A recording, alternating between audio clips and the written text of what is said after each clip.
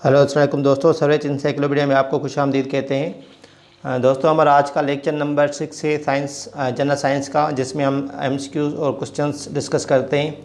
तो lecture number 6 में भी आपके साथ में 20 जो सवाल आते हैं साइंस के इंपॉर्टेंट वो डिस्कस करूँगा। तो उस हवाले से 5 लेक्चर्स हम पहले कर चुके हैं, आज छठा लेक्चर है। इसके बाद भी मैं लेक्चर्स इंशाल्लाह अपलोड करता रहूँगा और आपको मैं सजेस्ट करूंगा कि जो साइंस के क्लास 4 से लेकर क्लास 8 तक साइंस है, जनरल साइंस, आप वो कवर कर लें। उर्दू की बुक्स अगर आपको मिलती है तो आप उर्दू में तैयारी कर सकते हैं। अगर आपको इंग्लिश में बुक्स हैं तो आप इंग्लिश में भी तैयारी कर सकते हैं, तो वो जनरल साइंस आपकी उधर से कवर हो जाएगी। तो आइए चलते हैं लेक्चर की तरफ। आज का लेक्चर नंबर 6 है। आपने उससे पहले अगर आपने मेरे चैनल सर्वेच इंसाइक्लोपीडिया को सब्सक्राइब नहीं किया तो सब्सक्राइब कर लें और मेरे पेज को भी आप लाइक कर सकते हैं।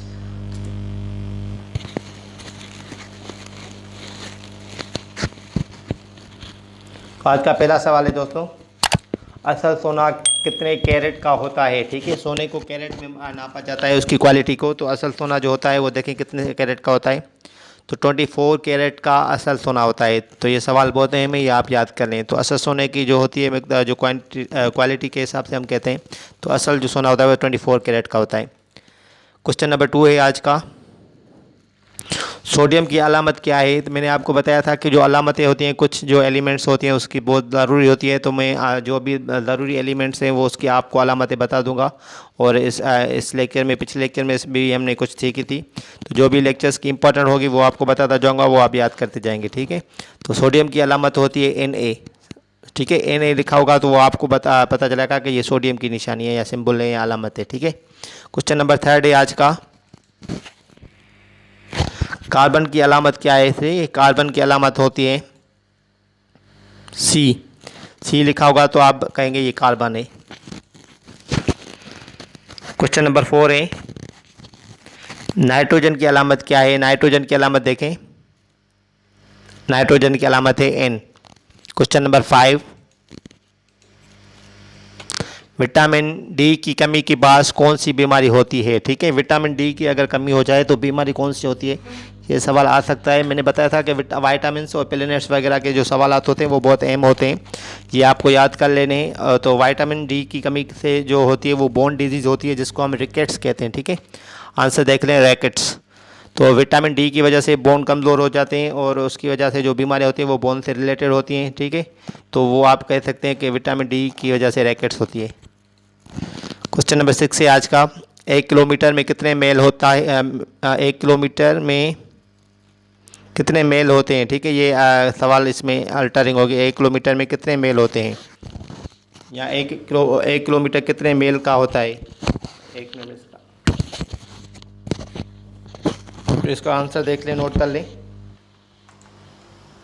0.62 किलोमीटर। ठीक है, 0.62 मेल होते हैं 1 किलोमीटर में। ठीक है, 1 किलोमीटर में कितने होते हैं, 0.62। क्वेश्चन नंबर 7 है, डैश पेट्रोलियम का लाजमी जुज़व है। ठीक है, तो क्या होता है, पेट्रोलियम में एक लाजमी चीज़ होती है, वो कौन सी होती है। आंसर देखें, वो होती है कार्बन। ठीक है, कार्बन पेट्रोलियम प्रोडक्ट्स में ज़रूर होता है। क्वेश्चन नंबर 8, कायनात में सख्त तरीन चीज़ कौन सी है। ठीक है, सख्त तरीन चीज़ कौन सी है। आंसर हीरा या डायमंड जिसको हम कहते हैं, वो कायनात में, सारी यूनिवर्स में सख्त तरीन चीज़ है। क्वेश्चन नंबर 9 है आज का लेक्चर का, प्लेटलेट्स का क्या काम होता है। ठीक है, प्लेटलेट्स का जो काम होता है वो देख लें। आंसर मंजमन खून बनाना या ब्लड क्लाटिंग जिसको हम कहते हैं। तो ये ब्लड क्लाटिंग होती है, तो अगर कोई एक्सीडेंट वगैरह हो जाता है या कोई जख्म आ जाता है तो ज़्यादा खून बहने से इंसान बच सकता है। अगर ब्लड क्लाटिंग नहीं होती हो, और अगर बारी भी नहीं होती तो सारा ब्लड एक जो जख्म में से बह जाता। लेकिन ब्लड क्लाटिंग होती है, वो जख्म को भरने में भी हेल्प करता है और खून कम बहता है। तो प्लेटलेट्स का काम होता है ये ब्लड क्लॉटिंग करना या मंजमन खून बनाना। ठीक है, क्वेश्चन नंबर 10 है आज का, हाइड्रोक्लोरिक एसिड पहली दफ़ा किसने तैयार किया था। आंसर जाबिर बिन हयान ने। तो ये सवाल तो ऐसे हैं जो अक्सर टेस्ट में आए हुए हैं या आते रहते हैं, तो वो सवाल मैंने उठाए और कुछ मैंने जो क्लास 4 से लेकर कुछ क्लास 8 तक जो साइंस है उसमें से जो इम्पोर्टेंट है वो मैं सवाल उठा रहा हूँ। आप भी अगर साइंस के पढ़ना चाह रहे हैं तो आप वहाँ से पढ़ सकते हैं या आप पास्ट पेपर्स को फॉलो कर सकते हैं। ठीक है, किसी भी टेस्ट के हवाले से। तो ये सवाल जो होते हैं BPS 5 से लेकर 15 ग्रेड या 17 ग्रेड तक के लिए अहम होते हैं। क्वेश्चन नंबर 11 है आज का, निज़ाम शमसी का सबसे ऊंचा पहाड़ ओलंपिक्स माइनस मॉन्स किस शहर पर है? तो ये आप नोट कर लें, जो ओलंपस मॉन्स होता है वो मरीख पर होता है, या जिसको हम मार्स कहते हैं इंग्लिश में, ठीक है। उर्दू में सवाल आएगा तो आपको ऑप्शन उर्दू में देगा, अगर आपको इंग्लिश में दे रहा है तो आपको इंग्लिश में ऑप्शन देगा। तो आपको ये दोनों याद होने चाहिए कि उर्दू में इसको क्या कहते हैं। तो साइंस अगर आप उर्दू में कवर करना चाह रहे हैं तो आपको उर्दू में टर्मिनोलॉजी आनी चाहिए। क्वेश्चन नंबर 12 है, हमारे हाथ की पाँचों उंगलियों में कितनी हड्डियाँ होती हैं? तो हमारे हाथ की जो पाँचों उंगलियाँ हैं वो उसमें 14 हड्डियाँ होती हैं। एक हाथ में 14 हड्डियाँ होती हैं, जो उंगलियाँ होती हैं उसमें। क्वेश्चन नंबर 13 है आज का, हमें सांस लेने के लिए कौन सी गैस की ज़रूरत होती है? सिंपल क्वेश्चन है ये, उसमें आंसर देख लें, ऑक्सीजन। ऑक्सीजन की ज़रूरत है हमें सांस लेने के लिए, ठीक है। क्वेश्चन नंबर 14, ज़मीन के अतराफ पाए जाने वाले हवा के गिलाफ को क्या कहते हैं? हवा के गिलाफ मतलब कवरिंग जो होती है हमारे ज़मीन के अराउंड, तो हम उसको हवा की जो कवरिंग होती है उसको क्या कहते हैं? देखें आंसर, एटमॉस्फेयर इसको इंग्लिश में कहते हैं और इसको उर्दू में हम हवाई किरा कहते हैं, ठीक है।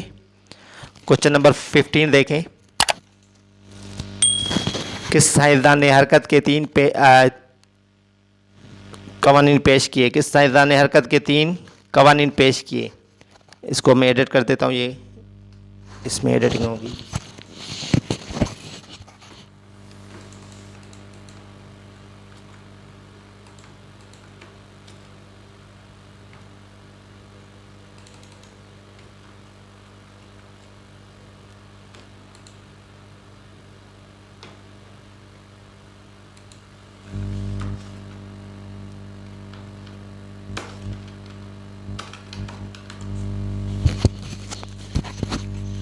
अभी देखें, किस साइंसदान ने हरकत के 3 कवानीन पेश किए, ऐसे होगा, ठीक है।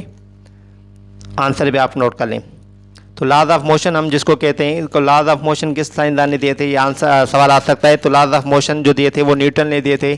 ये बहुत से में फिजिक्स में आपने पढ़े होंगे, साइंस में भी आपने पढ़े होंगे, ठीक है। तो first law of motion, second law of motion, third law of motion क्या होता है वो आगे हम पढ़ेंगे अलग से, जब लेक्चर्स हम डिस्कस करेंगे कंप्लीट। तो जो साइंसदान था वो उसका नाम क्या था? वो था आइजैक न्यूटन।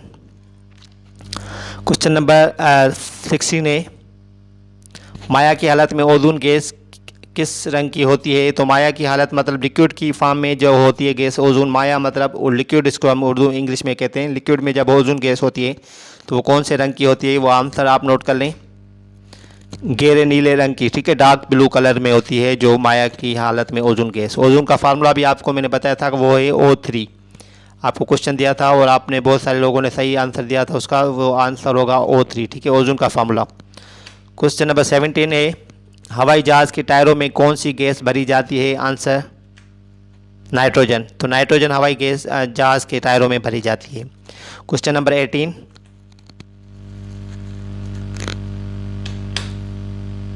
सूरज की रोशनी के कितने रंग होते हैं? आंसर 7 रंग होते हैं, ठीक है। सूरज की रोशनी के 7 कलर होते हैं। क्वेश्चन नंबर 19, किस शय की ठोस से माया में तब्दील होने, किसी शय के ठोस से माया में तब्दील होने को क्या कहते हैं? सही है, ठोस हम कहते हैं सॉलिड को और माया कहते हैं हम लिक्विड को, ठीक है। इंग्लिश में इसको ठोस को कहेंगे सॉलिड, माया कहेंगे लिक्विड को। तो ठोस से जब माया में कोई चीज़ कन्वर्ट होती है यहाँ सॉलिड से लिक्विड में, तो हम उसको क्या कहते हैं? वो कहते हैं पिघलना, ठीक है, मेल्टिंग। इंग्लिश में मेल्टिंग कहेंगे और उर्दू में पिघलना कहेंगे। क्वेश्चन नंबर आखिरी आज का लास्ट 20 सवाल 20th, खून की कमी से इंसान को कौन सा मर्ज लाक होता है? कोई एक बीमारी है जो कि खून की कमी की वजह से होती है, तो इसका आपको नाम बताना है। तो वो है, देखें आंसर, एनीमिया। एनीमिया जो बीमारी होती है वो खून की कमी की वजह से होती है। किसी भी इंसान में अगर खून की ज़्यादा कमी हो जाए तो एनीमिया होती है, तो इसका नाम है एनीमिया, ठीक है, इंग्लिश में।